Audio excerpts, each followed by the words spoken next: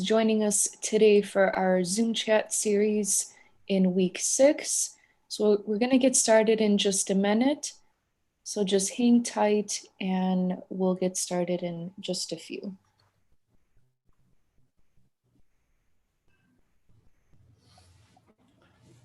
And if you're joining us on Facebook, YouTube, or Twitter, please comment in the comment box. We'll be able to get questions over to Andy from there as well, or you can join us live on the Zoom broadcast as well.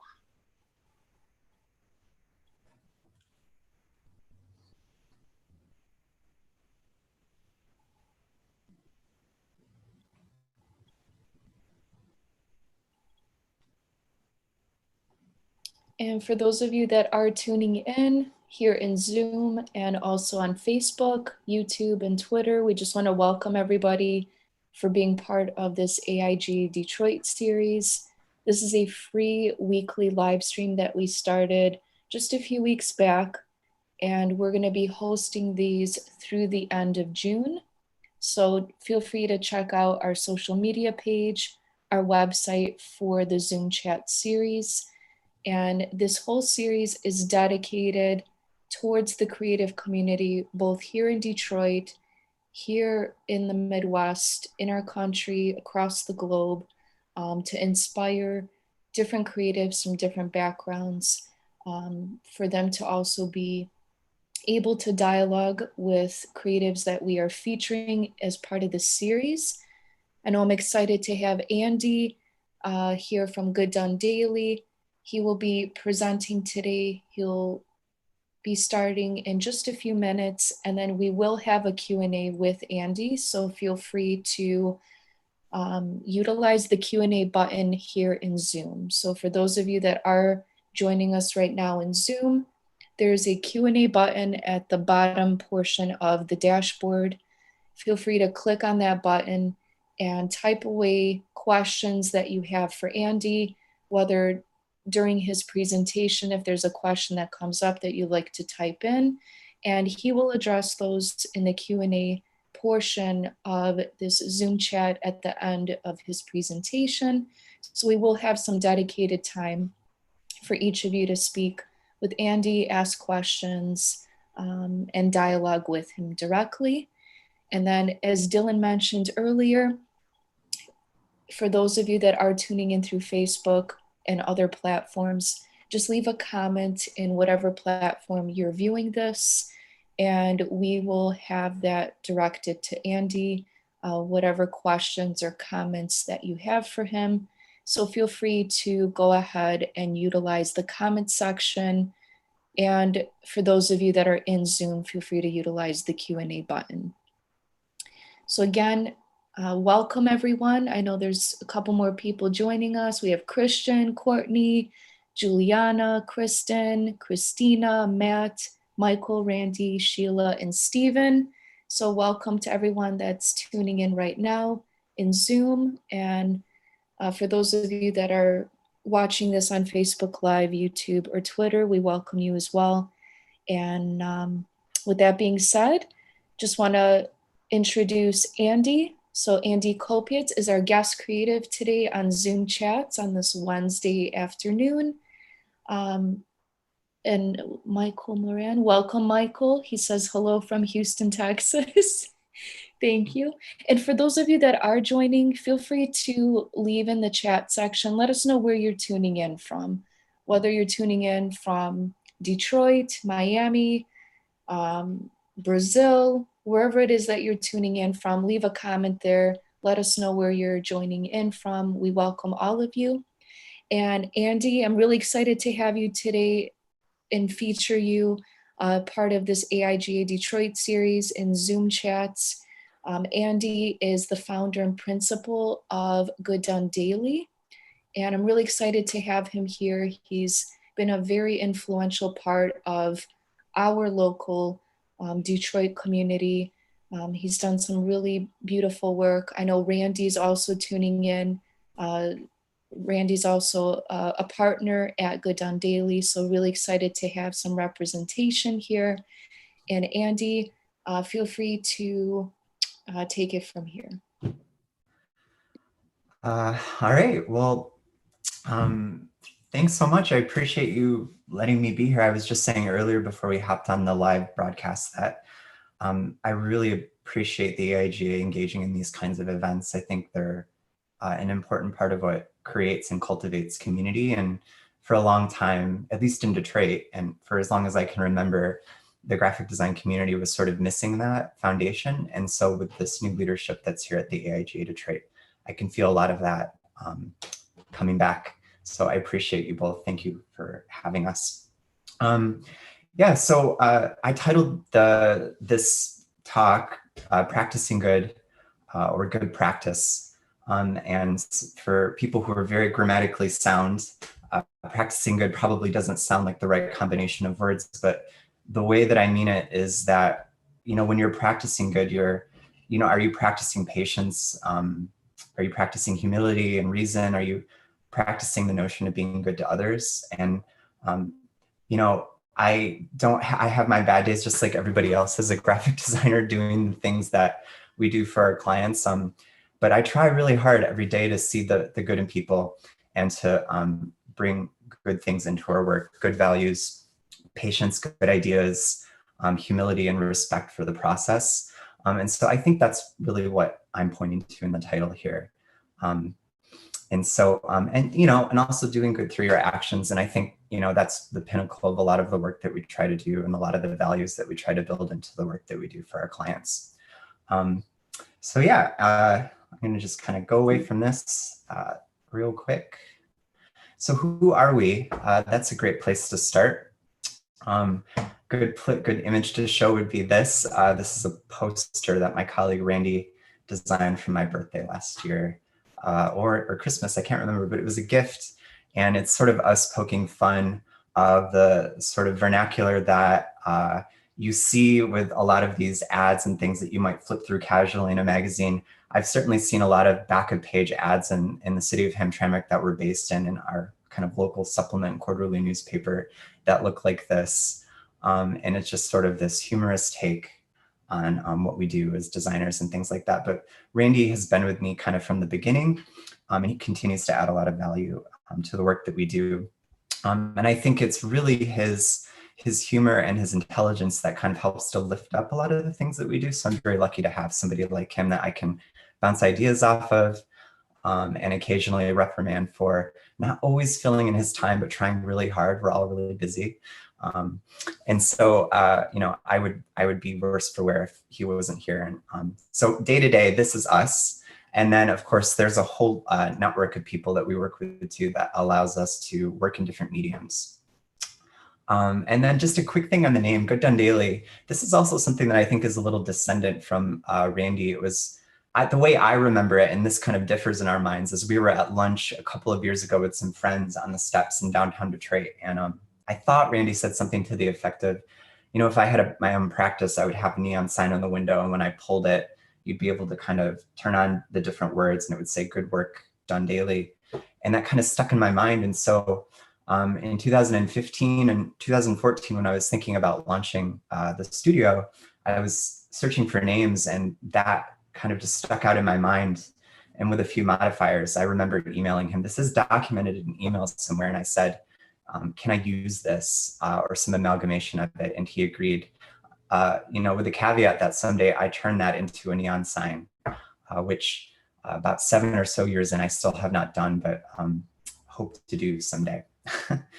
And, work nowadays is a little bit weird. I think everybody on this call can kind of agree to that. Right now for me, it looks like working out of my kitchen, and that's what you see behind me, and that's what you see in these images. For the first 6 or so weeks, I was working on a plant stand that I found in a closet with my laptop propped up because I thought this whole pandemic thing was just gonna blow over. But it seems like it's here to stay. And so now I've upgraded, taken my office downstairs, put it in my kitchen, retired the kitchen dining room table and shoved it in a room in the basement.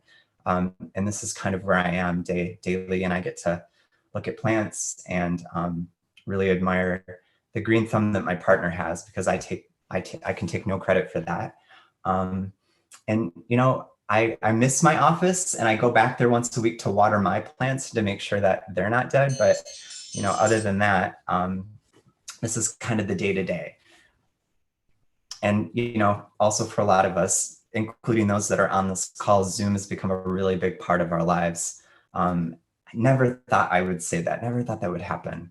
And so my days really look like this, calls with a variety of friends who are also clients and collaborators on different projects across different spectrums of community development and nonprofit work and philanthropy. And, the big grid behind you is, or in front of us is this wall of people from the city of Detroit and this climate activism organization that we're working with, and my mom. So Mom, if you're watching this, thank you for letting me take that photo. But this is what my days look like. I do miss the kind of social interaction that we get by meeting in person. But I have to say, as somebody that is, an introvert by nature, this doesn't really faze me in the way that I think it's phasing a lot of people, which isn't to make light of the fact that this is really challenging, but I've somehow figured out how to be comfortable with this. And right now it's working. I'm starting to get a little stir crazy though. And then just a kind of quick thing about our clients, the way that we value our work, the way that we put values into our work, what we want to do through our work, it's all represented in the kinds of clients that we choose and the projects that we take on. And I think this list, although it's small, is a really good representation of the values that we have. We're really, Good Done Daily is really centered in trying to work with community and mission-driven organizations, nonprofits, foundations, philanthropies, community development, grassroots initiatives. And so, there's a few corporate level partnerships that we have with clients stuck in here, but I think this list over the course of 7 years is really representative of my outlook and the kinds of values that I prioritize in my work. And it's what's important to me. And so that's what I kind of build the practice around. But like I said earlier, the people that help us do all of this work, and forgive me if I've missed anybody because there have been many of you over the years, but these are the people that have really helped to make aspects of our work possible over the years, from photographers to graphic designers, illustrators, UX designers, web developers, especially PR consultants, strategists, other graphic design studios. The work department has become good friends of ours and collaborators on other projects. And even people that worked with me early on in my career before I decided to launch Good Done Daily. So thank you all, and I'm sorry if I missed anybody. And so, to start, I was thinking a lot about what can I talk to you about that hasn't already been said. The gentleman that was speaking yesterday, forgive me, I think the last name is Nykamp. His presentation was amazing, and there isn't anything that I could tell you that his did not cover in excruciatingly good detail. It was amazing. It was great resources to start your business, to get feedback about how to run your business, how to get incorporated, the process and pathways of design. He covered it very well. And so for me to get up here and talk about that all over again would be a little derivative. And so I'm just going to talk to you personally about kind of where I draw my influences from and how that has woven into our work. And then we'll kind of end on 3 projects that we worked on recently within the last year or two, and just some of the anecdotal stories that came out of those projects. So there you go. And so to start, I didn't really ever think a lot about this, but I grew up in a city called Pontiac, Michigan, which is about 45 minutes outside of Detroit, maybe 30. And it's along the wood. You can get to it by traveling. If you're in downtown Detroit and you get on Woodward Avenue and you just go straight until you think you're gonna not be able to go anymore, you'll eventually end up in Pontiac. And that loops you back around, and then you can go back up Woodward to Detroit. But Pontiac is this city that my whole family is from. And I grew up here when I was younger. I moved at a very young age to the suburbs of Metro Detroit. And I never really thought much about it, but I was always fascinated with Pontiac. I loved that it felt like this big city. As many of us on this call who are from Michigan know, there's a lot of economic disinvestment and that's happened in Pontiac. And so it's a city that was really built on a thriving industry that changed, and it became sort of a shell of its former self, but now there's new signs of life and activity and investment, which is really exciting. And so the image on the left is old Pontiac. This is what my mom would have seen when she was growing up. In fact, my mom works downtown in the same part of the main street at the local hospital. And then this is the right is current day, what it's starting to look like again. And I remember Pontiac by this sign.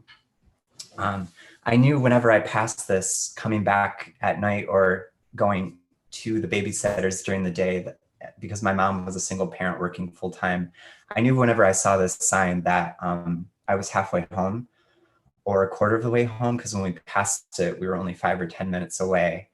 And I loved it, and I still think about it all the time as an adult. And this was my first experience. I didn't really realize this was my first experience with public art. It was this thing that was commercial and advertising. It was using typography and color in these really weird, interesting ways. It was a product of its time, you know, something that was done in the late 80s, early 90s. And it was pretty well maintained until recently. A new organization took over the building and stuff. But I loved this sign, and I still think about it all the time. And I can see weird influences of this kind of appear in our work, the color and the kind of pizzazz of it, I guess. And I realized too that when I went to the kind of whiter suburbs of Metro Detroit, I never had another experience with public art. I could never walk down the street and see any kind of mural or human touch in the landscape. It was just very homogeneous buildings and plazas, and I never really realized how much I missed that. And so I always appreciated this mural. And I think this and my fascination with big cities that felt really empty is another theme that will find its way into the work later on. The other thing that I saw a lot in Pontiac was this giant kind of column that had this giant logo on it that says the Phoenix Center. For those of us that aren't from Pontiac, there's an enormous structure in the middle of the downtown that has a green space and an amphitheater on top. And it's there used to be a lot of festivals in downtown Pontiac, so people could congregate on top, walk the steps, kind of be in the green space. And then below it is like 3 levels of parking. And then there's a tunnel that you could drive your car through. And we used to like shout when we would go through the tunnel, and you'd hear our voices echo. I don't know, like the weirdness of this logo and the kind of strangeness of this public structure, which for when it was envisioned at a much earlier time in Pontiac's history, this was the pinnacle of something that was going to connect and activate the community and like create economic development. Like you could do all of these things, and it was something that was very new and exciting.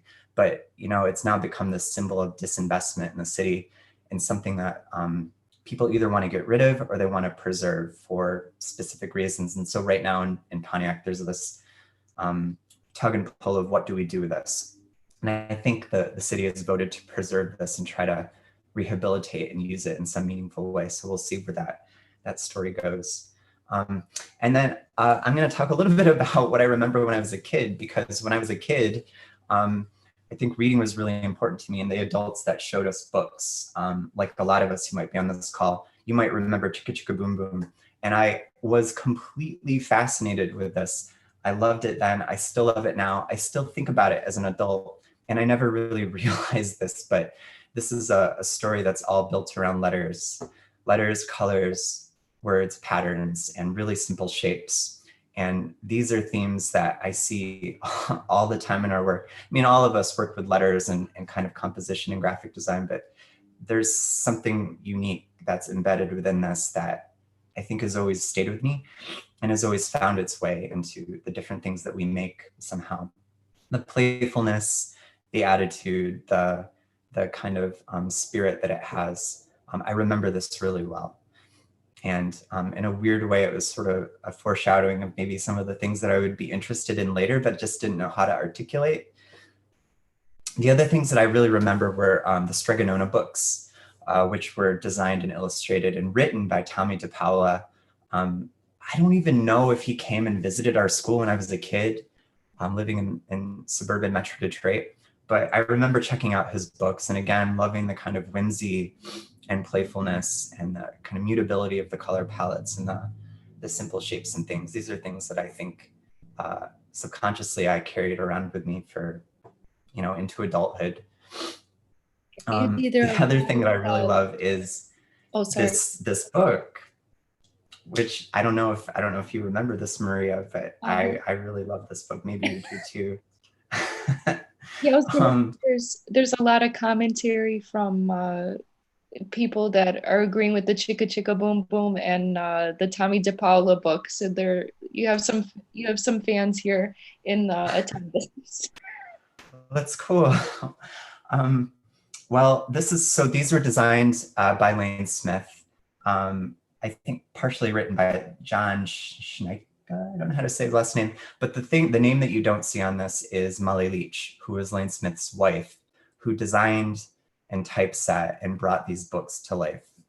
And I was really influenced by Molly's work. It wasn't so much the illustrations, because I was never really gifted with form or drawing in that way, but it was the typography. It was the way that they worked with letter forms, the kind of eclecticism of things. And this was for kids. And it was this idea that you could, you could trust kids to be smart and to get this, and it didn't need to be dumbed down. And there was this kind of grotesque humor about it too that I loved. Lane Smith and Molly Leach also designed and wrote this book too, The Stinky Cheese Man. And again, it was Lane Smith's work that I was really drawn to as a kid. I have visceral memories of this typography, melting type, and things of that nature, type that falls, but especially this melting type. This book was written and produced in 1989, and I think it was published in 1992 or the mid 90s, again, because it had such a successful run out the gate. And this type, I didn't know this at the time, but this type was all done like pre-Photoshop, it was still a very manual process of trying to get these things to work on the page. And so Molly's editorial design was really inspirational to me. Although I had no idea what graphic design was, I knew that I was really attracted to this. And I just think it's beautiful, and it still holds up. So good work, Lane and Molly. Thank you for that. More of their spreads, they're beautiful spreads. Mm-hmm. And there's a lot of different forms that inspire me. When I grew up, I used to see a lot of Keith Haring's work. I didn't really see it in the form of public murals because I said earlier that was just not a part of my experiences growing up, but I saw a lot on my family's t-shirts. I think my mom had something, or maybe my aunts had something that had some of his artwork on it.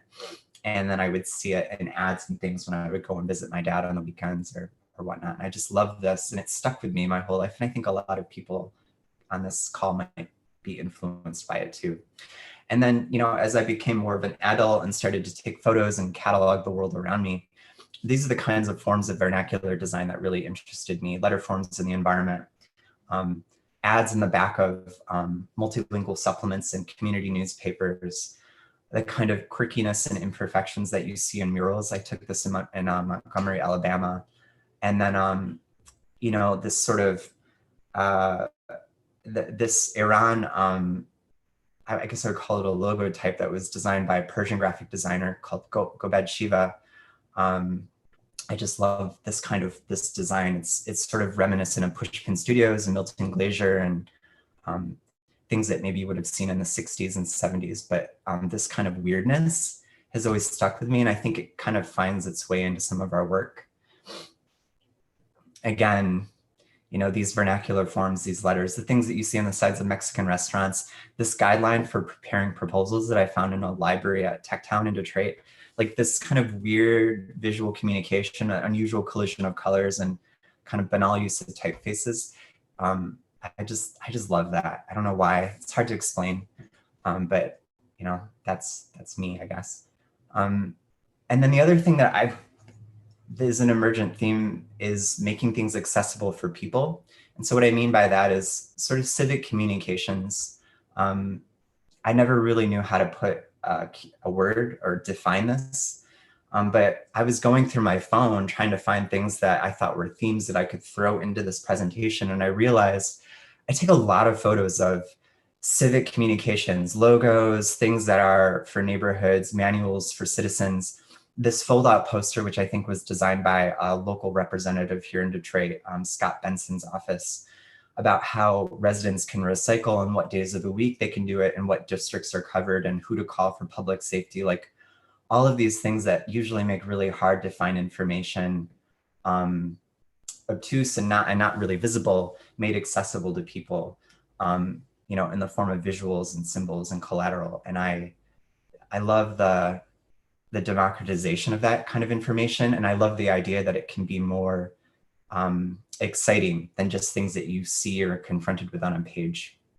And so, you know, every now and then I'll find examples of this, like these guides from the ACLU that are multilingual and talking to voters about their rights, or Master Transportation Plan for the City of Detroit, which was designed in the late 1940s, you know, juxtaposed against this planning meeting that I went to in the Bangla town neighborhood of Hamtramck, the city where my studio is based, and watching people kind of carry the seeds of this work forward and other planning efforts. I don't know, there's just something about those documents that really speak to me. Information graphics, these are some old information graphics from Detroit's land use and the way that Detroit used to be visualized on maps, and even some of the outerlying cities that are close to Detroit, like Highland Park and Hamtramck, for those of us on this call that are from Metro Detroit. These things are just fascinating to me, and I think they're really important. You know, this is how information is communicated, and everyday people like you and me who aren't in government get to interact with it and understand it better. And then, you know, just as a designer, thinking about methods of public engagement and how to make the design of communications and systems and processes more open to people, you know, and that's admittedly something that I haven't had a lot of exposure to up until the last several years of my career.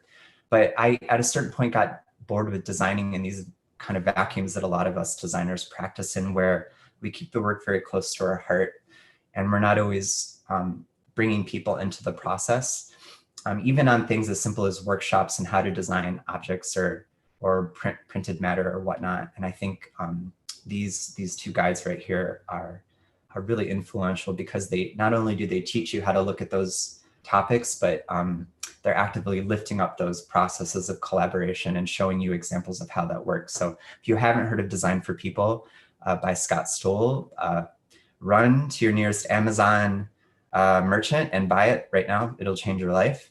And if you're interested in practicing design in a very public context, Public Interest Design Practice Guidebook is really great and has a lot of research and methodologies written into it that you can learn from. And then I mentioned this on Twitter or something yesterday. You know, again, I continue to find things, regulations for proper flag display, postal bulletin from the United States Postal Service. Why do I have a copy of this? I have no idea, but it spoke to me, and these are the kinds of things that just excite my brain. Even weird community development reports from the 1960s and 70s. But what I really love about this is like this strange intertwined logo that you see right here. It's just so weird and beautiful. And then finally, you know, these guides, which I think a lot of graphic designers have heard of the Center for Urban Pedagogy, but for those who haven't, it's a great organization based in New York. And what they do is they take the design of public policies and things that really impact people in their lives and make them accessible through design and really brilliant visual communication. You know, everything from, if you're a street vendor in New York City, what are your rights and how do you practice and how far on the curb can you be, to how do residents go about engaging local government to improve their city parks? What is zoning? Because a lot of us have no idea how zoning impacts the city or land use. And these are things that I'm really inspired by and think that design has a responsibility to make accessible to people. And so the Center for Urban Pedagogy is just, you know, it's a model in my mind for how designers can practice and work with communities and vulnerable populations and nonprofits to take really complicated issues and break them down into tools that everybody can use and to help make their lives better. So good work. And then, yeah, so like getting started, this is a little painful to do, but I went back and looked at some of my old work from like 2007 to 2011. And I see a lot of seeds of who I am now embedded in this work. You know, I used to do like weird murals for coffee shops in Ohio and point of sale nail polish displays for companies that were at Walmart. And, you know, embedded and mixed in with all of this are save the dates and invitations and logos and things for like nonprofits and quasi-governmental organizations and community initiatives that I think were starting to show themselves as themes that I would move towards in my work in the future. And I don't have a lot of examples to show, but I did want to show this because I think it's important to acknowledge that we all start somewhere, and we may not be doing the work that we want to do at the moment, as I was back in 2007 and 2010, but eventually patterns and themes will emerge. And if you can identify those and figure out why they excite you, you can eventually manifest them in your work.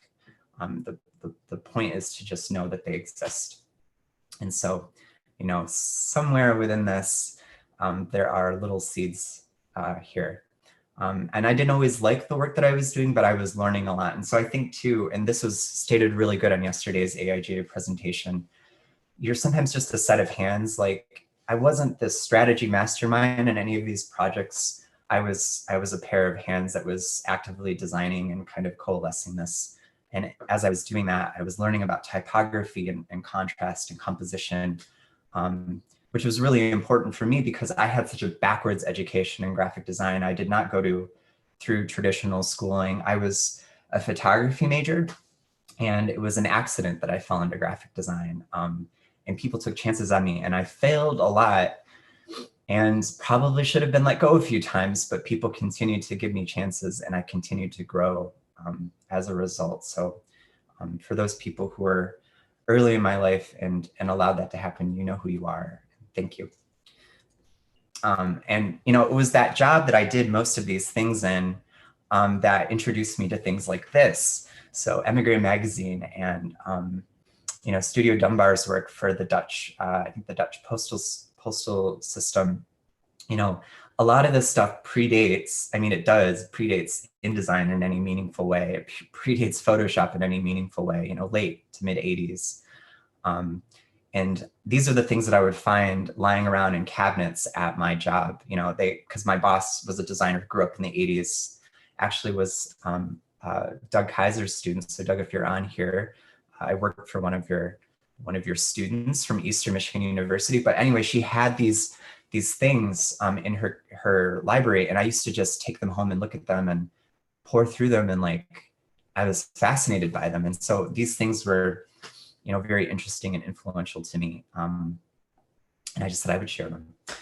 And so, you know, after I left my job of 5 to 7 years of kind of learning and failing and figuring myself out, not always being very good at things, and really feeling kind of jaded with the whole idea of graphic design. Like, I thought in 2011 and 12, you know, if I have to design another plastic surgery ad or point of sale nail polish display, no offense to those jobs who gave me the opportunity, that is perfectly good work and work that people will do and work that people feel really lucky to do.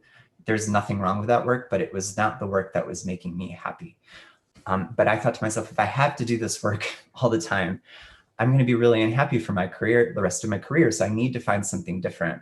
And so I left that job, and I was kind of for 4 months just idling about. And I had a friend who worked in architecture that I met, who was my downstairs neighbor in the apartment I lived in, and another friend who actually ran a pop-up business called 71 Pop in Detroit. It was a consignment shop. Her name is Margarita Berry, and she had local artists' works in there. She was right next door to the studio of the old, my old employer. And I used to go in there and kind of lament and talk to her about my ambitions for business and could I do it? And was listening and getting advice from her, who she was an entrepreneur herself. And she told me about this job at this place called D-Hive. They were hiring our director of design, and you should apply for it. I think you'd be really good for it. And I said, you know, what do I know about managing teams and art directing? And like, I don't know anything about that. I'm not a boss. I've never had to do that. I don't know what that's like. And then my friend who was the architect told me about this job. So two different people who had never met, or maybe were tangentially connected somehow, both told me that I should try out for this job. So I logged onto the internet and found it and sent in my application and my hastily designed portfolio, and got the job. And so this is DHive. So DHive was this. It was a brick and mortar storefront located in the central business district of downtown Detroit that ran for 3 years. The way that the team of residents and co-directors spoke about it was that it was this sort of air traffic control place. You could walk in at any time and get help with resources. If you needed to find places to live, ways of engaging culturally with the city, and employment opportunities, you could do that at DHive. We would assist you with that. And there was always somebody at this front desk where if you were a new visitor, you had just flown in, you were trying to find housing, or you're just trying to figure out get the lay of the land of Detroit and you needed help, we would do that. We were a nonprofit, philanthropically funded initiative by the Hudson Weber Foundation, which is a really great organization in downtown Detroit that makes a lot of grants to community programs and interesting projects.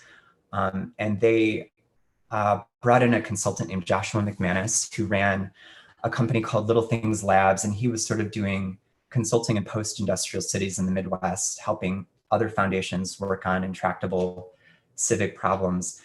And the foundation came to Josh and said, Josh, we need your help.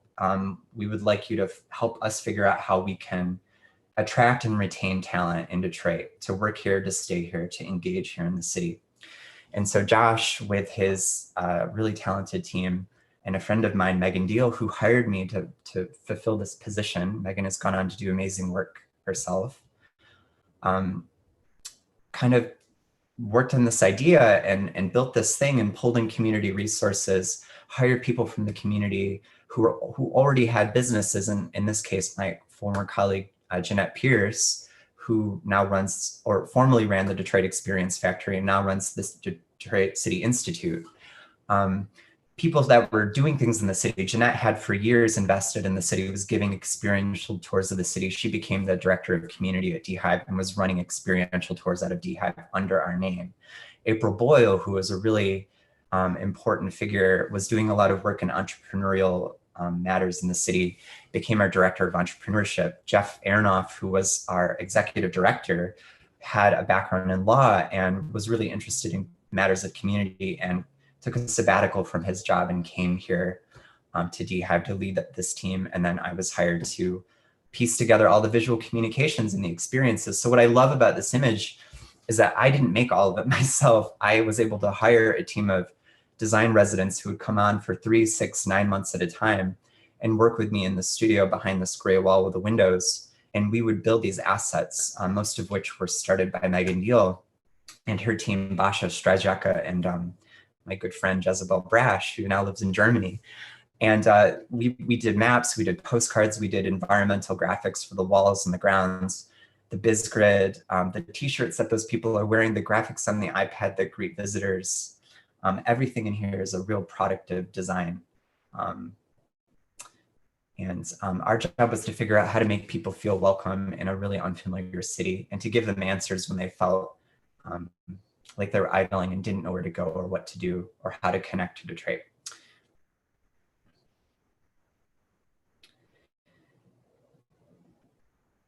And that's the outside of our space, which if you're in the new Detroit, as it's transformed over the last 7 years, our space is now a Nike store. Have a lot of thoughts about that, but that is the reality of what it is to be in Detroit right now, although downtown Detroit is very vacant right now with the pandemic, but these are the insides. We had a classroom in the back that we trained people in 8-week-long classes that were taught. Those were called the Build Institute classes, and they continue on in their own sustainable independent nonprofit, which is also called Build Institute. They continue to do that training for entrepreneurs. They've graduated over close to 2,000 people that have gone on to start businesses in the city, which helped to boost the tax base. And what was really interesting about DHive is that in 2009 or 10, the Ides of March, which has Ryan Gosling in it, filmed in our space. So you can see in this scene with Paul Giovanni and Ryan Gosling, the outside of Beehive and him walking in, and it was turned into a mock election campaign headquarters.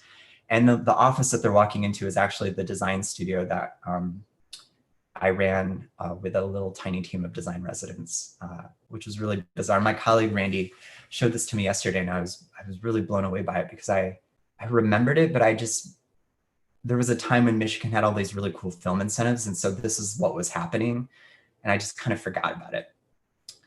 But anyway, back to Beehive. Jezebel Brash designed this really cool pennant, which we put in a fishbowl, and people could leave comments and things in there. We always had buttons on the front desk that people could pin and take for free. We would screen print on pieces of wood that we found. We would do as much as we could with design for as little a cost or budget as we had available. And our budget was, well, my boss, Jeffrey Aronoff, would say that I probably ate up the most of the budget of anyone in Beehive, but truly we were always thinking economically about what could we do to make the most of design with the simplest tools, whether it was wood and some ink and some balloons. Could we throw a party to welcome people in, which obviously you have to plan a lot for, but like ultimately it's about having collisions in space, which is not something that we can do right now. And then we would have resources at the front desk to help people find housing and stuff. And so we always had this really fun alliterative style that was started by Megan, and we continued to carry that out throughout the years. Checklists, it sounds really simple, but there are hundreds of restaurants in Detroit and people have not even gone to a fraction of them. So when people walked in, we found some fluorescent color paper and some black and white ink, typeset some things on a paper, made it double-sided, and made these freely available to anybody that walked in. They could stick them on their fridge, check them off as they went. And we would even do social media promotions where we would challenge people to grab the checklists and go to as many as they could. And then whoever visited the most would always get prizes or something to reward them for their efforts. So this is just an example of how you can use really simple techniques to create something that's ownable that people can take and use. Randall, actually, my colleague Randy, who was a freelancer with Beehive at the time, designed these really beautiful rip-off flyers. Again, this is just promoting an event that was entrepreneurial in nature. Beehive had a connection to it, and it was just trying to get people's attention. So you could design a flyer and just set them on a counter and hope people took them, or you could draw some things in Sharpie, photocopy them, pad them with some glue at FedEx office, and then just drill them to the wall. And as people pulled these off, they would change. And so we knew every day that as the colors changed, that people were engaging with the information. So we were always trying to get people to pay attention to things in really simple but inventive ways. Basha kind of pictured behind one of our A-frame signs, and Deb, our old resident, wearing our shirts. And then one of the interesting things about Beehive is that we had this vacant space next door to the 3,000 or more square foot space that we occupied downtown. It was owned by one of the big retail commercial real estate companies, and they gave it to us for free to use for about a year or so. And so we had this entrepreneurship program called Build Institute, where we were training entrepreneurs. They were graduating with some soft skills to start their businesses. And we thought, April Boyle came up with this idea. Pop-ups were really interesting and kind of emerging into the culture at the time. And we were saying, could we give some of these businesses that were coming out of our Build Institute program the ability to house themselves in a brick and mortar space, get assistance and support from us, and some marketing support to field test their business ideas in a white box space. And so one of our first businesses was Pot and Box, which is run by a gifted florist in Detroit. Her name is Lisa Loud. She's now more of a floral designer and a fine artist. She's moved on from this business, but this was a poster to kind of market and support the debut of this floral pop-up shop that we had at Beehive. I would hire my friends like Courtney Burgum, who's a really gifted illustrator, to do posters for us for the Build Institute markets that we would have. We would have our business owners do pop-up markets out in the community, and they could sell their products. And this was another one. We had a pop-up toy store in a brick and mortar space next door to Beehive called Spielhaus Toys, run by Kurt Spielis and his wife, Nicole. And they had this kind of quirky logo of an owl that is just, you know, a little bit riffing on their German heritage. And so I designed this poster of the owl kind of peeking out of the woods as an idea of like, this business is going to open, and it was a successful pop-up. And our first business was actually Canvas Detroit, which was run by an entrepreneur named Brandon. I cannot remember his last name, but it was sort of like painting with a twist, where he would have art classes for people and corporations, and people could come in and like do these community building events together. And so we would design these vinyl graphics that would go up on the space to help transform it and promote it as an independent business. This is the pop-up toy store I just talked about, Spielhaus Toys.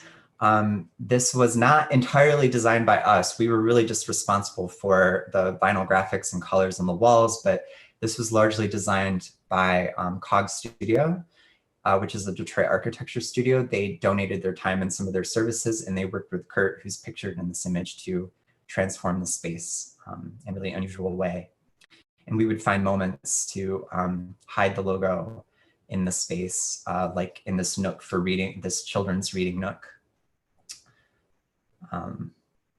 These photos were done by my friend Jason Keene, who I should mention is a really talented architectural photographer. You should definitely look him up if you need that kind of work. Andy, can you repeat his name again? Jason Keene, Jasonkeen. Oh, thank you, Matt. Matt just posted it to chat. And then, you know, a lot of the stuff that I would do, I would hire CCS grads who were friends or people that I had heard of through other people. So this work was done by James Nollert and Michael Eugene Burdick, who talked to Lisa Wad about some themes some crazy ideas that she had, and then they visualized it in the form of these murals that they drew with just really inexpensive white chalkboard paint on the glass windows that we had inside Beehive. I mean, I think I stenciled out the logo on a makeshift chalkboard thing that I painted. And they were kind of operating under this collaborative called Eugene Carlin. It's really quirky. But again, this is just an example of like, how can you make the most with the fewest tools that you have? So let's not use vinyl. Let's just hire 2 guys to come in, subsidize their time, pay them a stipend, and let them do something that they're really good at.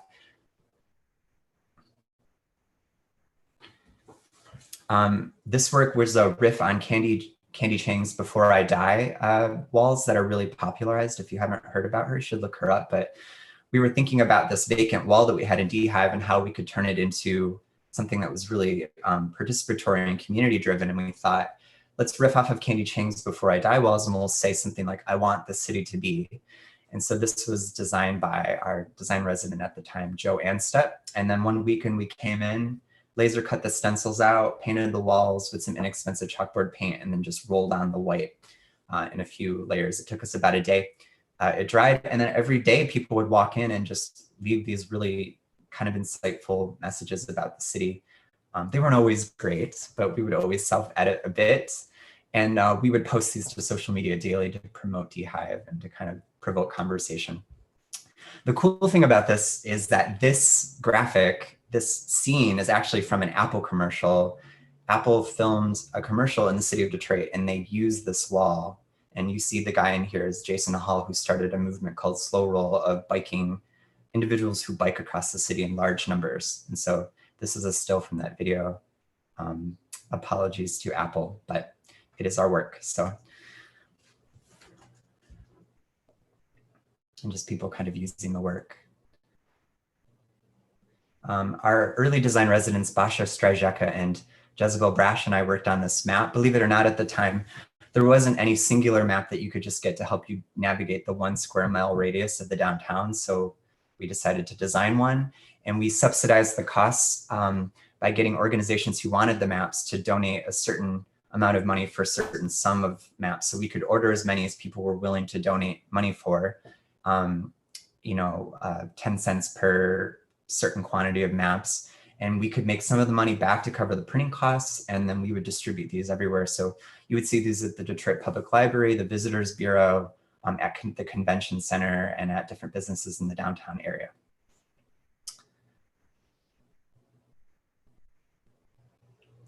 I should add that Jezebel had some fantastic system of manually updating numbers and somewhat not manually updating numbers. So it was really frustrating anytime we had to update this map, because some of it would work flawlessly and some of it would be very manual. I'm sure very gifted InDesign ninjas out there would know how to do this if you do get in touch with me, because I'm sure there are more of these projects in our future. And at the end of DHive, we closed because we knew we were always going to close in 3 years. We were going to do as much as we could in 3 years to attract and retain talent in the downtown. And so we created this book to just discuss and disclose lessons learned, you know, where we went, how we got there, where we ended up, the things that happened along the way, the celebrations that we had, the ways that we were able to cultivate and connect community. Danny Wu, another AIGA member who's there, whose beautiful drawing is displayed behind her. And yeah, we're just, you know, this lives online. You can get it for free as a PDF. Go to the dhivedetroit.org, and I think you can still download this through websites like Issue or Lulu if you want to buy a copy. Yeah, and so that was kind of, this is the team. Matt, who's in the green shirt on the far right, you know, Jeff, who's next to him, Alicia Stacker, who I should call out in the front row, Jessica, April Boyle, Jeanette, and some of our residents at the time, me, who never smiles at anything.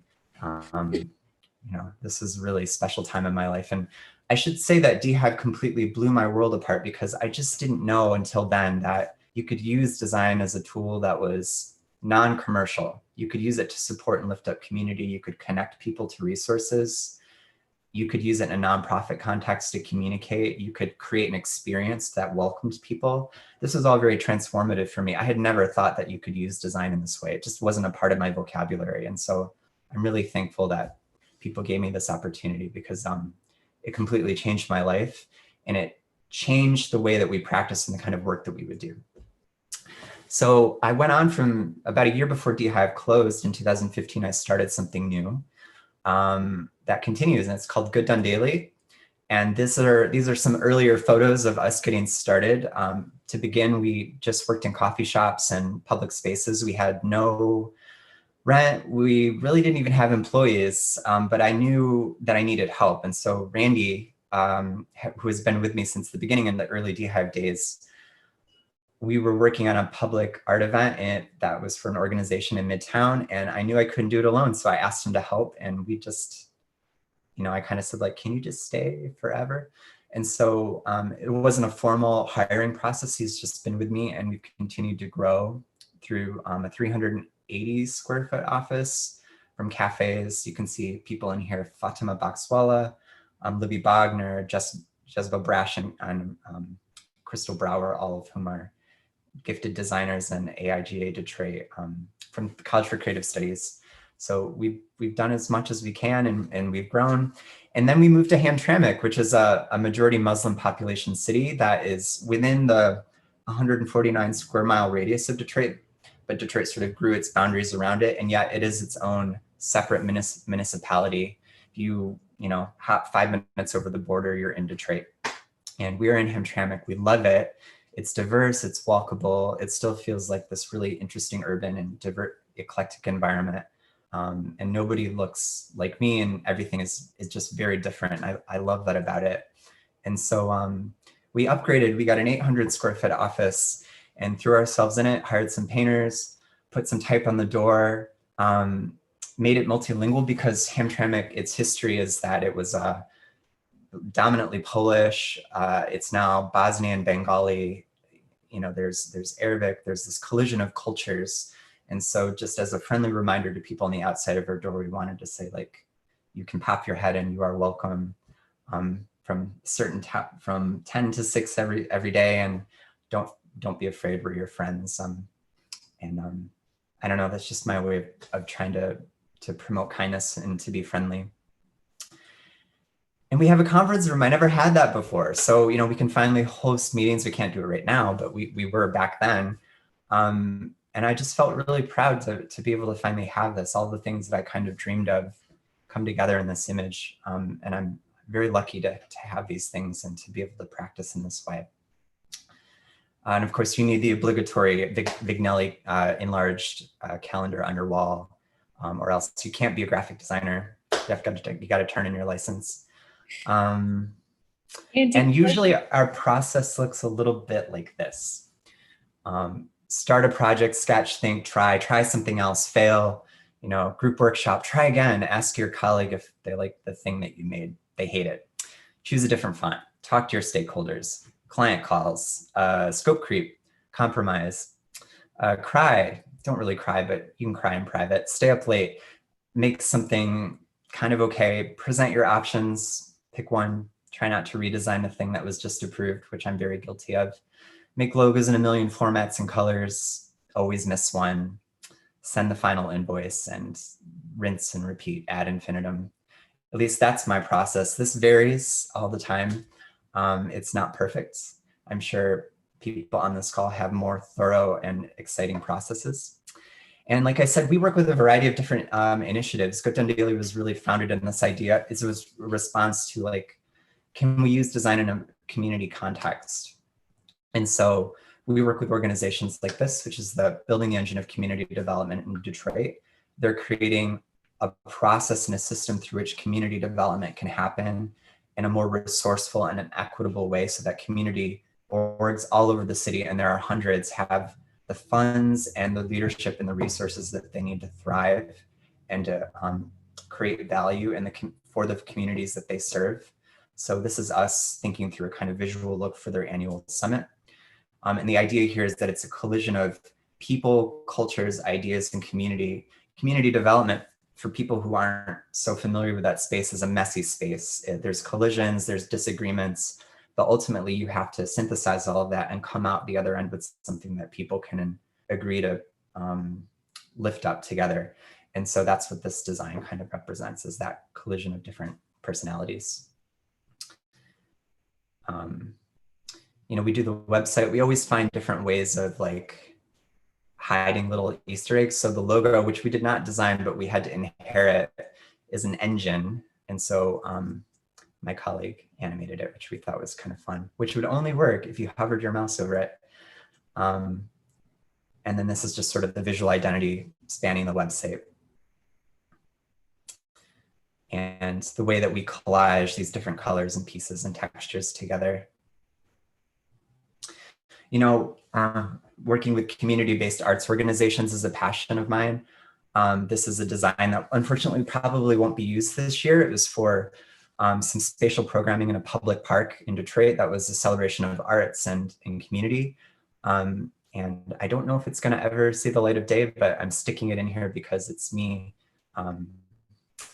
You know, it was important at the time. And some of the process work, the sketches and lines and all the craziness that happens when we're designing things. I was even kind of experimenting with hand lettering and things. And this is something that I'm starting to build into the way that I work as a designer, and just kind of having fun with typography. But I did not decide to go in this direction. This is the work that we did for them the previous year. So, you know, they had a really small budget of, I think, like $1,500. And we did a split run of 2 different versions of the front of the poster. And the images were re-illustrated from photos that they gave us. The flowers represent the kind of native flowers that you find in the park that the event is based in. And the kind of weirdness of the type is to celebrate the dance, the dance and music that happens in the park during these programming and activities. And then, you know, if you're gonna do a carousel ad on Twitter, how does that seamlessly connect? So that's the idea here. We work with foundations. So this was a publication we designed that is looking at the future of caregiving and how caregivers are going to have to be more respondent to the needs of an aging population. How do we invest in that work and transform the industry in the future? So this is a local foundation in Detroit that's actively thinking about that and disseminating its research into a publication that we got to make. Hired James Noller, who's a really gifted illustrator, to work with me on this. James's work is always the perfect complement to things. Say and Play with Words. So this is an education initiative.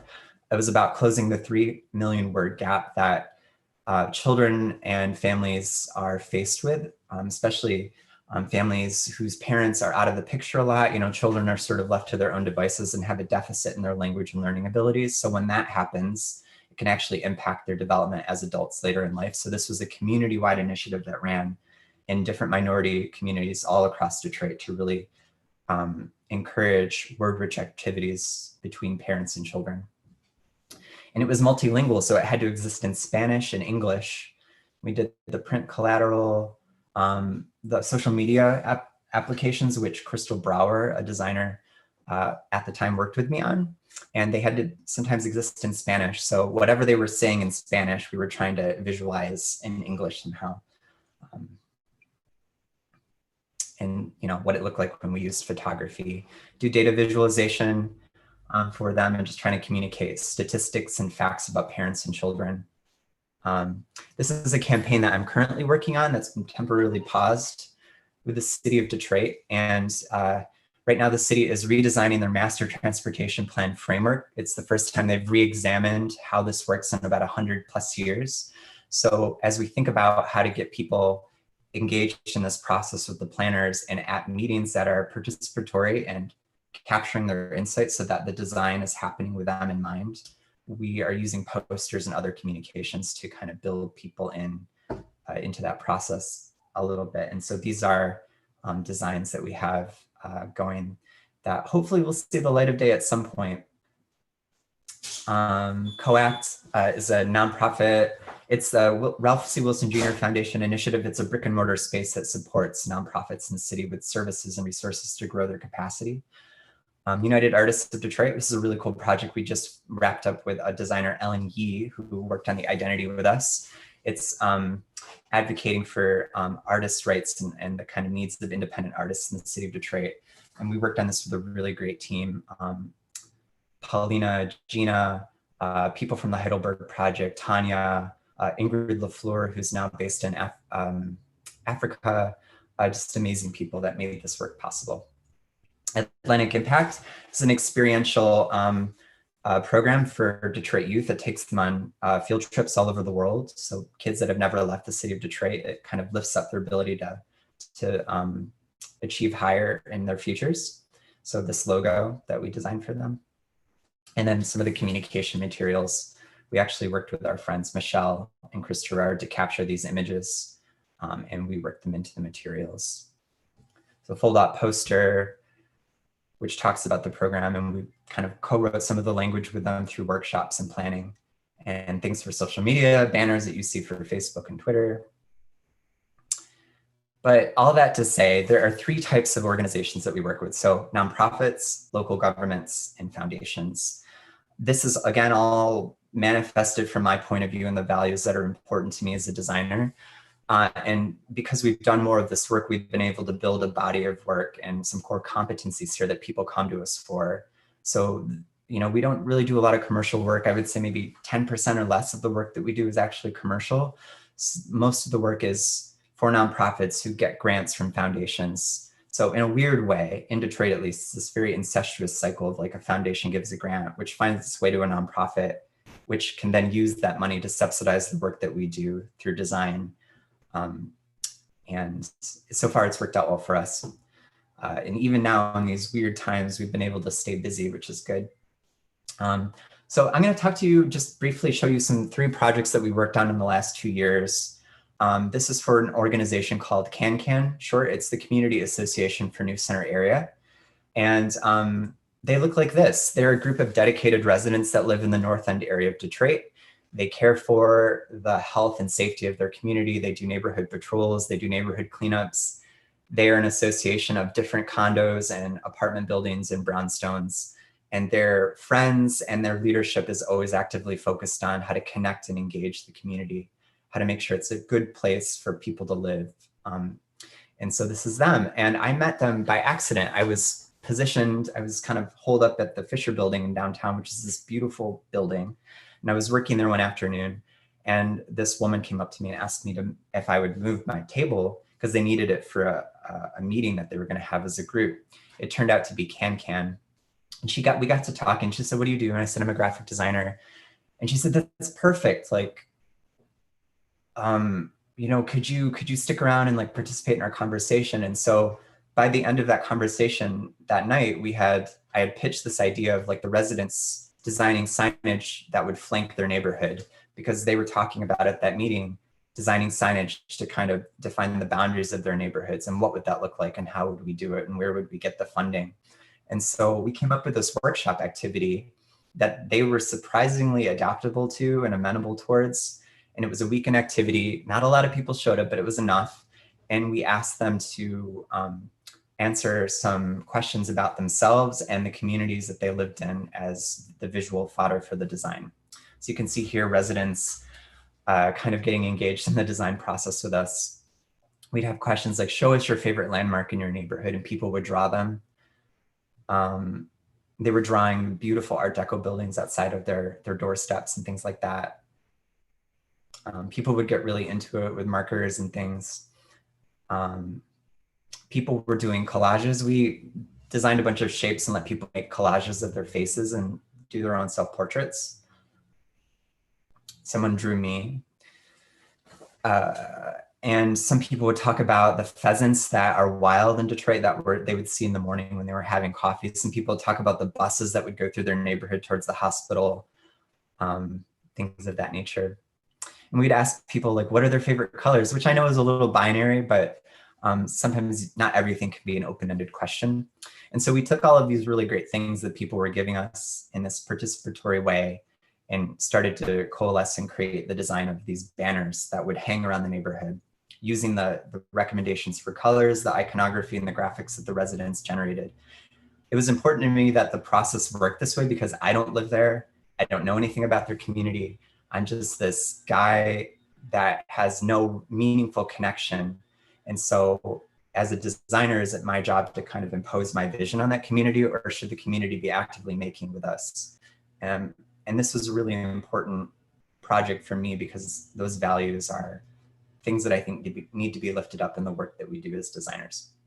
And so what we ended up with was 3 different designs that were all based on the recommendations for color and symbols and illustration. The middle one here, which was the chosen one. And these will exist in different colors throughout the neighborhood. And then like a kind of an offshoot with the collages that people did. And, you know, we put it to a vote. Residents could vote online. Unfortunately, we couldn't do a lot of analog surveys because of costs and just because of the limits of time that the organization had, but we did our best to do outreach and engagement to get this into people's hands. And people ultimately voted for the one. So now what we're trying to do is find funding to subsidize the installation and printing of these banners. The next project I'm going to talk about is the City of Detroit Planning and Development Department. We worked with the City of Detroit on a project this past year in 2019, and it was about vacant land use strategies. As a lot of us who are from Detroit know, the city is about 139, 140 square miles large. Collectively, there's about 2 square miles or more of vacant land in the city. And the question is, how do you meaningfully reactivate that, redevelop it, both for the needs of the community, for commercial use, or just to make life better for the residents who are here. And so these are some photos of things that you see in the landscape when you drive through Detroit, especially on the east side. There's a lot of disinvestment and vacancy. And so you run into a lot of these green spaces that just go on forever where homes used to be. And so when we were starting the project, by the way, this was designed with Jacqueline Taylor and Julio Sedano. Jacqueline's a historian and a writer who used to work with the city. She's now in Berlin, Germany. And Julio is still at the city's planning and development department. He's a really gifted architect and friend and a really good photographer, it should be said.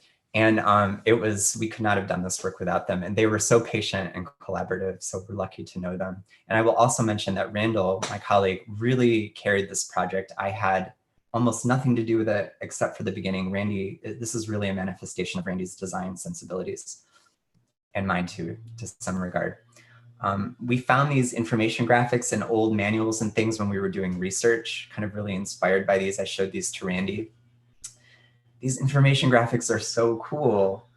And they were done in the 1940s, just really amazing samples, and started to get my brain percolating. I showed these to Randy. There was this seduction to go in this direction and to be really derivative of referencing the past and the design for the exhibit that this is going to lead us towards. But we decided not to go there. And again, looking at Hamtramck and Highland Park. And anytime you work on an exhibition, because that's what this work became, the file management is a nightmare. And so this is Randy's folder of different files and things that he had to synthesize and assemble into one cohesive design. It was crazy. And, actually this might've been Randy and Julio's idea, but eventually it got down to the wire, and Randy or Julio said, let's just get together at the city's planning and development office and actually physically map this out on a wall. How big are these panels going to be that are going to be in the exhibit? What are they going to have? What images are needed? And so together they built these kind of diagrammatic things on the wall that were physical. And this is a part of our design process. Julio and his team developed these really rigorous architectural guidelines for how the exhibit would be installed. So we had to work with these. And you can see the renderings. I should also mention that this exhibit wasn't in Detroit. It was a part of the Chicago Architecture Biennial, which happens every 2 years. And it's always stationed at the Chicago Cultural Center in downtown Chicago.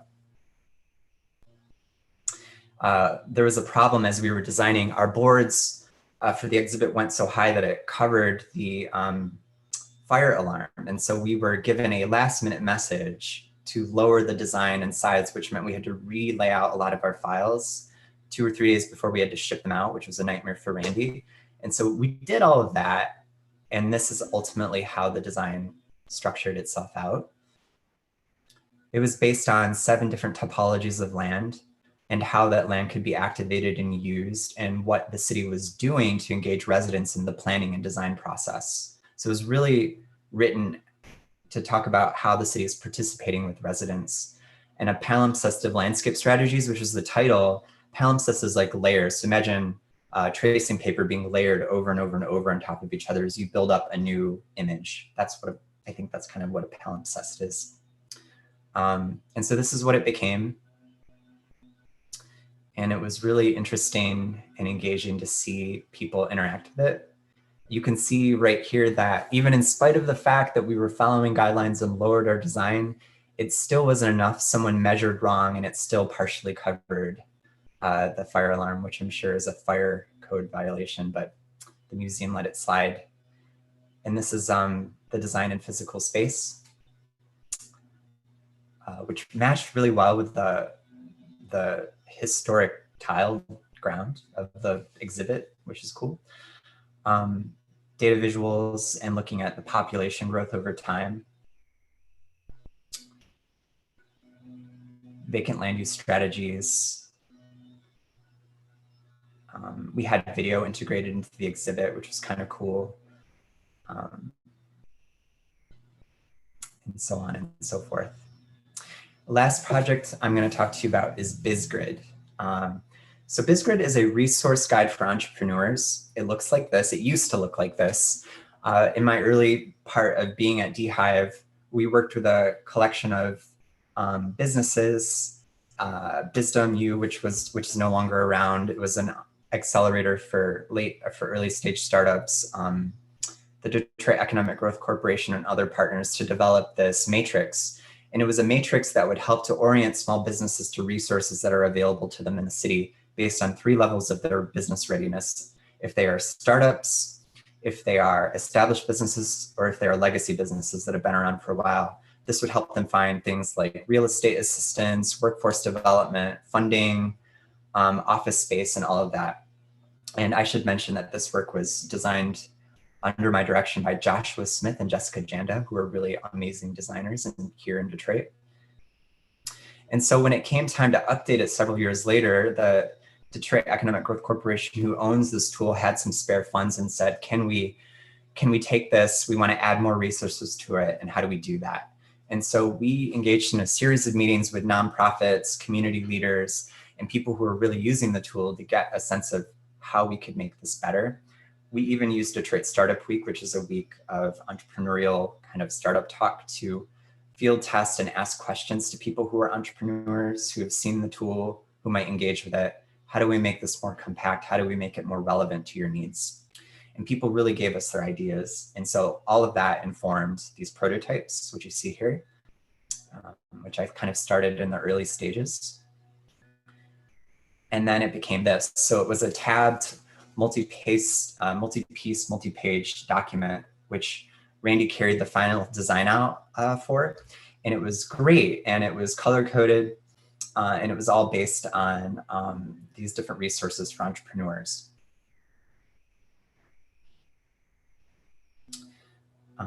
And it is still, you can still find copies around the city. It's no longer updated. There is a website that you can Google. Just Google Detroit and Biz Grid and it'll come right up.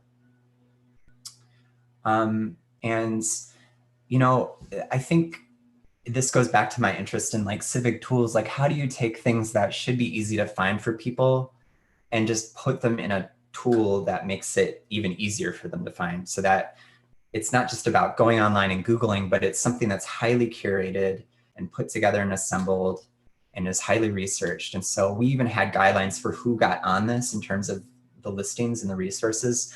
And we developed a set of criteria for that. And we were very beholden to that. And people would sometimes get offended and say, why am I not listed on this? I want to be on this. Can I pay to be on it? And we would say, no, because you don't meet this very specific set of criteria that we developed with community standards and things of that nature. And this work was also developed with Kenny Andrzejewski and Sydney Camp, both who were collaborators that I hired on this project. So thank you both. And so all that to say, you know, what do we learn from all of this? Well, the first lesson is make it collaborative. So invite people into the process. Your work is going to become so much more nuanced as a result. Work with clients that are as curious about finding answers as you are. I think that's been a reoccurrent theme in all of this. Set expectations early and often. Never tell somebody that you're going to do something and not carry through on it. And if you are going to do that, try to set the expectation bar low so that you can exceed it. And then allow people to see themselves in the final product. If you can incorporate people into the design process and let them see themselves in the final product, it's going to create a lot of buy-in and people are going to be more receptive to your ideas. Lower your guard. So, you know, 3 heads are always better than 1. In the case of the Detroit exhibition project, we had Julio, Jackie, Randy, and a little bit of me in there. And that work is so much better because of that. If a client just gave us all that content and said, you're on your own, we would be very nervous, I think. Practice patience and humility. Sometimes you got to redo things a lot. And cities are known for their bureaucracies. So, you know, when you're working within those systems, as we sometimes do, look for ways to humanize that a little bit, develop relationships, and try to not just be a guy behind an email inbox, but be somebody whose face shows up in conversations and try to meet people where they are. And then work with people who are smarter than you. Don't try to be good at everything, you know, lean on others, reach out to people who are better than than you are, because your work is going to be stronger for that. Set the tone and stylistic direction and then leave room for them to contribute. Let people do what they're good at and get out of the way. That is one thing that I'm trying to be better at in my work, is hire the people who are gifted and talented, set the goals, and then get out of the way. Don't control everything, as I've sometimes done in the past. And then be stewards of ideas, but, you know, be willing to let your mind be changed, because in the process of working on something will evolve and you're going to have to shift. Do your research, know who your client is, know who they're similar to and who they're different from as you're trying to position them within a market or an industry. And then look at industry-wide tropes, you know, understand how your clients can set themselves apart by looking at what their professional peers and colleagues are doing, and then do the opposite, or do a little bit of the opposite. And last thing is, process makes the product. So designers spend a lot of time messing with the details. Just know when to stop and give it all away. You know, you could perfect something until you're blue in the face. Set good habits and deadlines and then stick to them. Tomorrow's idea will always be better than every day. Will always be better, but every day you're going to improve. So just know that you can't get something right the first day. It might take a week. It's a process. And then don't try to be perfect right out the gate. prototype it and share it as often as you can, get feedback as often as you can. Don't be so precious with your ideas that you think you've solved it and you share it with people and you realize that it's completely wrong. And that's it. So thanks very much. I hope I didn't go too fast. I know this has probably gone on longer than we anticipated, but I really appreciate you listening and being there for it. Well, this was really great, Andy. Thank you very much. Thank you for everyone who's tuned in. This was a very insightful talk, Andy, and I think you went, I think it was a good pace. So I'm glad that there was not only thorough, but it was kind of a timeline. So I really appreciate you taking us through your journey and to where you're at right now with Good Done Daily.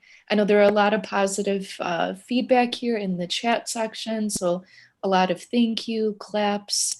So a lot of positive reception from those in attendance. Thank you everybody for leaving those comments. And we're gonna open up the floor right now to Q&A. So for those of you that are here in Zoom, those of you tuning in through Facebook or YouTube or Twitter, write down those questions that you have for Andy in the comments. In Zoom, feel free to use the Q&A button to type out some questions that you have for Andy.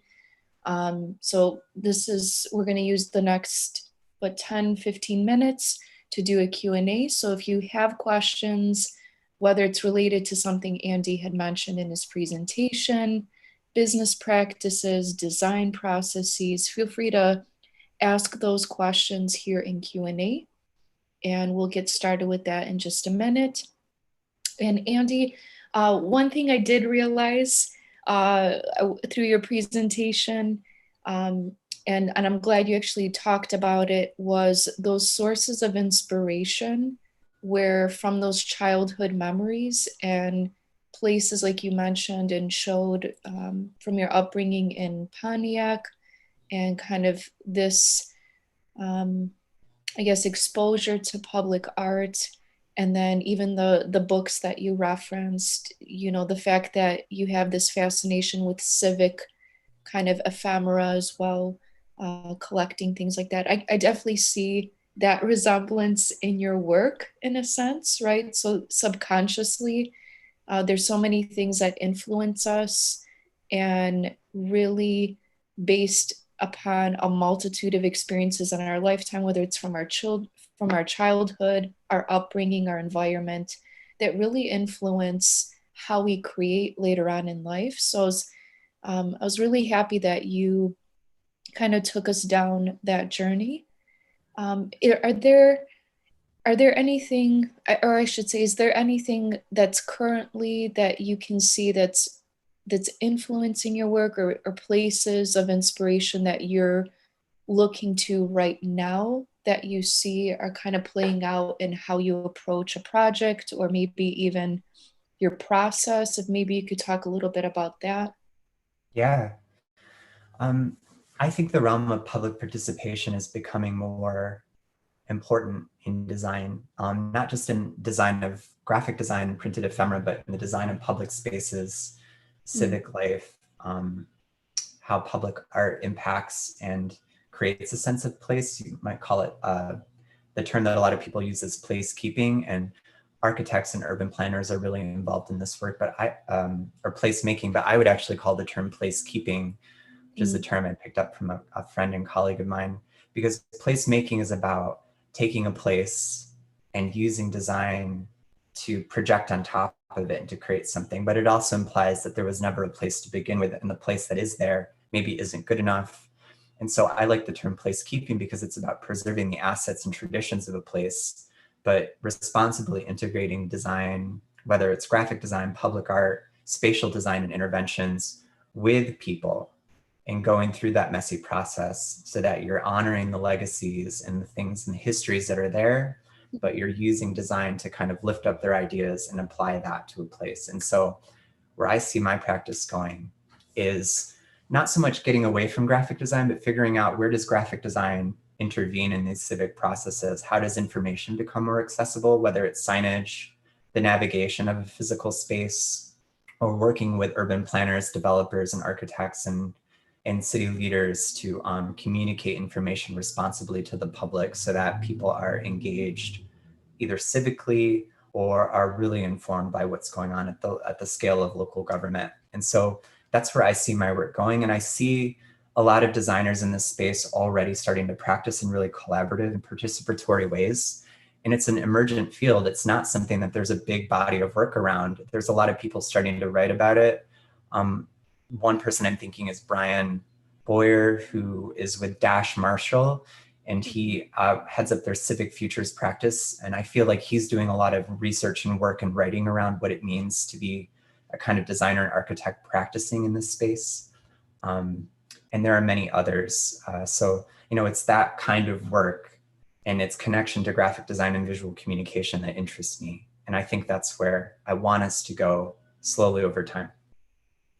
Nice. Thank you, Andy. And I loved what you said too about placemaking and placekeeping, because it implies that there never was a place in the beginning when that space already existed. And like you mentioned, like how do you keep that space and how do you create engagement around it? So that was really beautifully said.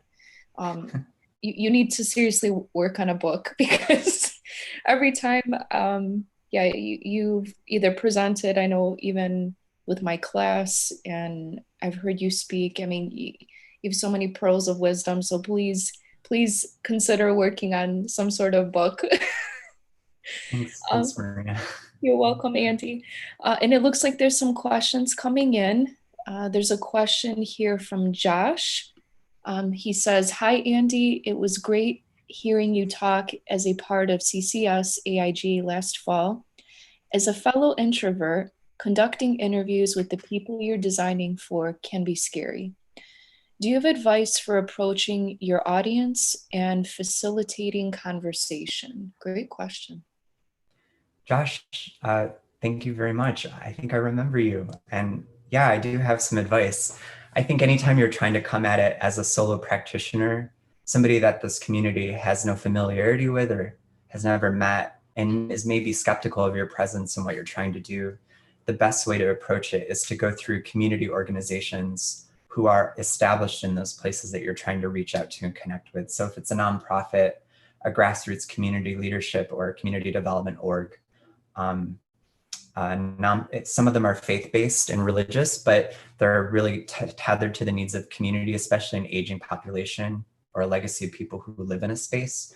You're trying to conduct interviews and connect with them in a meaningful way.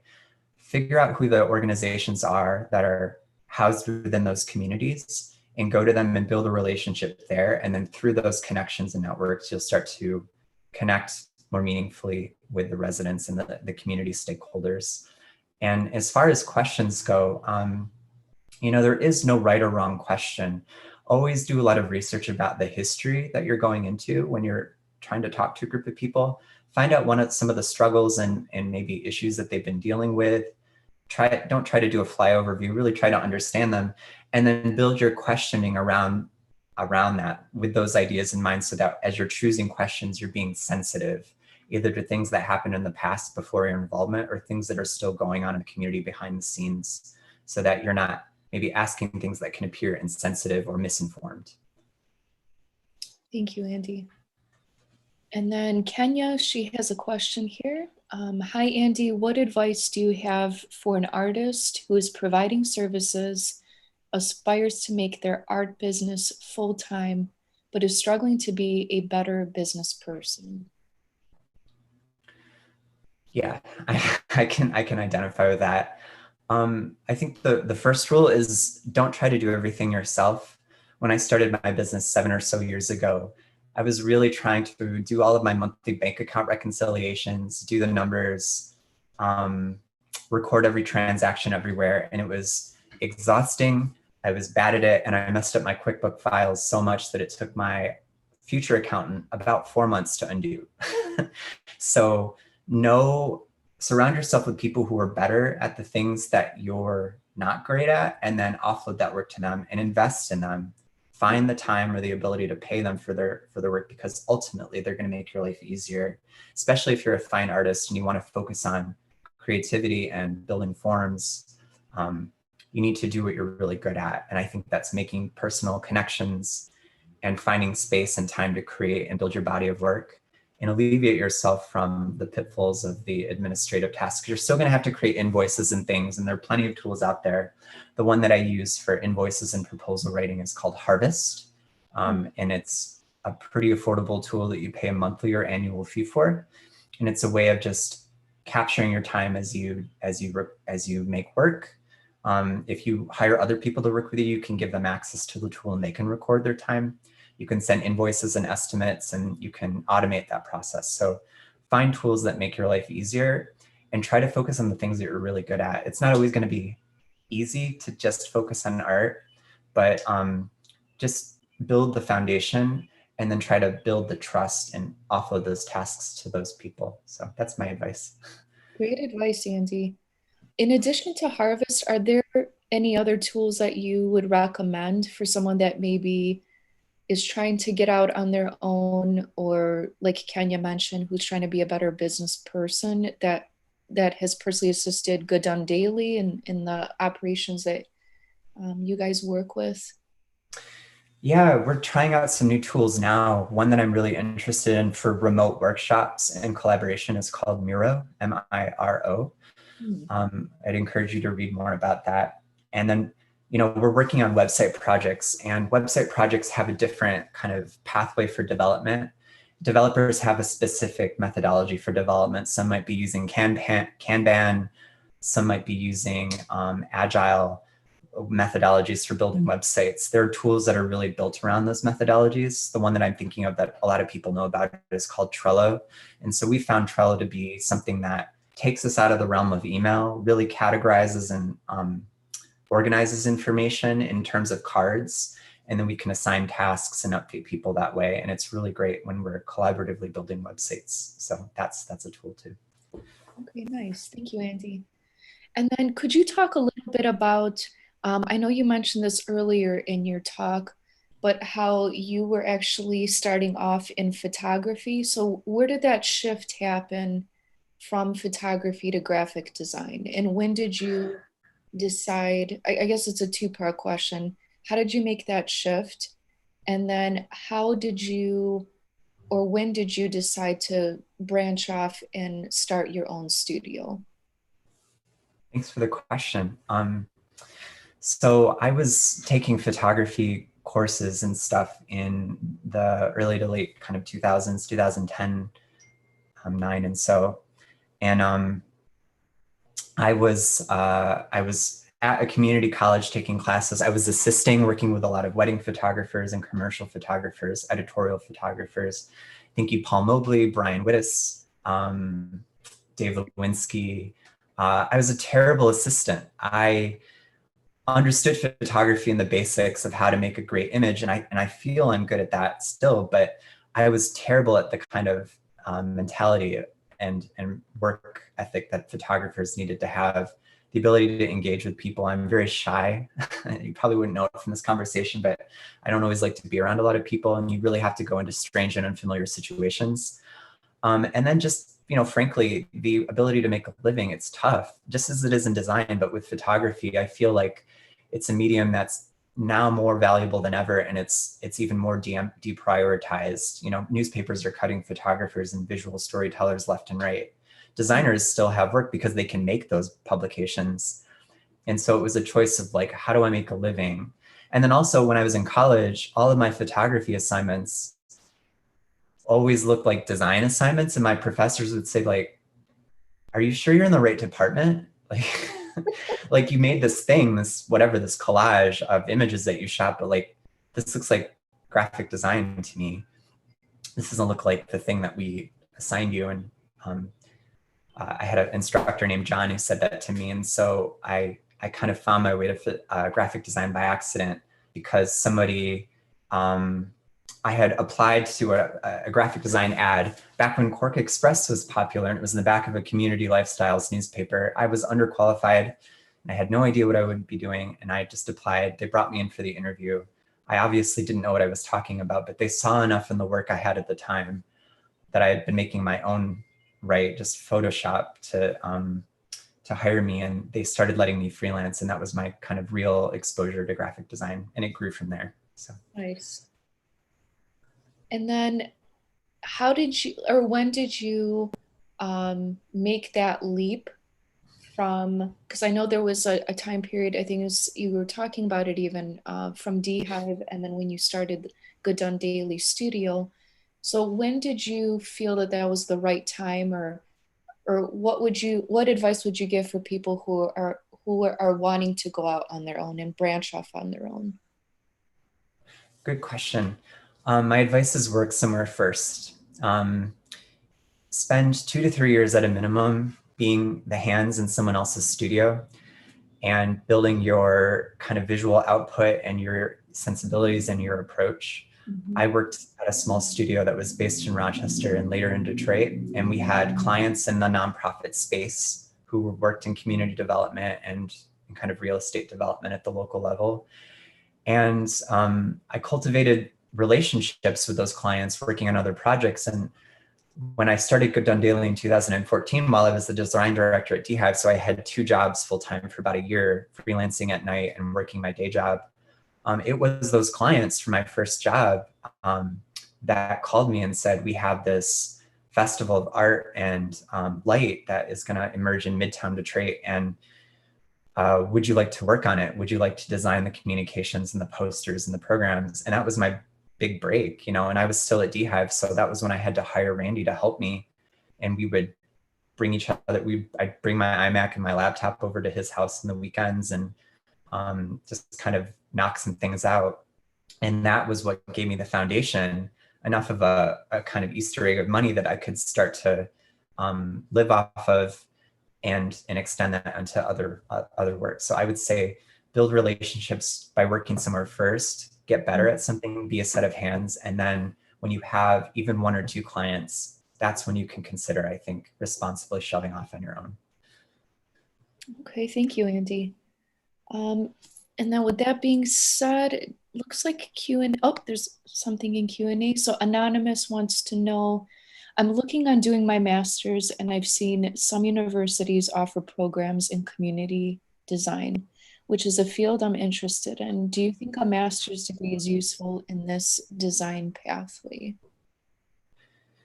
It's a good question. Anytime you invest in education, it's a big financial undertaking, especially in the States. So if you're passionate about it and you think that you want to spend some form of your career in it, then I think it's a good investment. And I'll tell you why. This field of work, this practice is very underdeveloped right now. And there's not a lot of research or knowledge about how to do certain things. And there's all kinds of ways to do them. And so if you can get in at the ground level and understand what few people do and then contribute to that body of work, that knowledge, so that you can unlock doors for other people, then I think it's worth it. I would never tell you to do something if I didn't think there was some value in it for you. And I understand there's a monetary risk with that. But I think if it's something that you're passionate about, it's going to feed your passion and your interest in people and systems, then it's worth it, because there are few training programs out there that I think help you do it well. So. Thank you for asking that question, and thank you for that very thoughtful answer too, Andy. That was great. With that being said, I know we're getting close to 2 o'clock here, so if there are no other questions, and again, last call for questions for Andy before we wrap up here. And I know Dylan's been watching kind of Twitter, Facebook, and YouTube for any comments. So if you guys do have any comments for Andy, I know his information is listed here on this title card. So feel free to reach out at hello@g, so for Good Done Daily, gdd.is, or you can, check them out on Instagram at Good Done Daily. Feel free to DM them. If you do have any follow-up questions for Andy or for Randy, I just want to put that out there. But thank you for everyone for tuning in today to listen to Andy's presentation. I know it's always a treat listening to what you have to say and what you present, Andy. I'm always very appreciative of your time and the thought that you put into anything that you put forth, whether it's a presentation, whether it's a catalog that you're working on, a brand identity. Really commend you and Randy and your whole team of people that are behind you who have created Good Done Daily and work at the studio. Really smart design, and appreciate the work that all of you are doing for the community and for this area and for our profession. So really respect your work. Maria and Dylan, thank you for having me. I really appreciate it. I'm sorry if I made us go over time in any way. No, you're good. You're good. You're totally fine. To me, this is a treat. So it's if anything, it's a bonus. So So you're very patient with me, and I appreciate you, and I appreciate everybody that wanted to be on this chat. It means a lot to me. I came from such a weird background in graphic design. Sometimes I still have imposter syndrome, so just having the support matters a lot. And we all really appreciate the audience. So thank you. yeah, thank you, Andy. And for those of you that are tuned in here, just know that we have another 2 design talks coming up through AIG Detroit tomorrow and Friday. Tomorrow will be a talk completely in Spanish. We're going to be speaking with the creative director of Is Creative out of Lima, Peru. His name is Richards Meza. And then on Friday, we're going to be speaking with a nonprofit design studio based out of Detroit called Sevilla, and they will be speaking on specifically a project where they took a government form that used to be close to 50 pages and how they really streamlined that process. So stay tuned on our social media channels, on our website, and feel free to join us for these free weekly talks from now through the end of June. So thanks again, Andy. Thank you for everyone in attendance. Have a great rest of your day and hope to talk to you guys soon. Okay, thanks again, everybody. Have a great rest of your day. Thank you, you too. Bye-bye.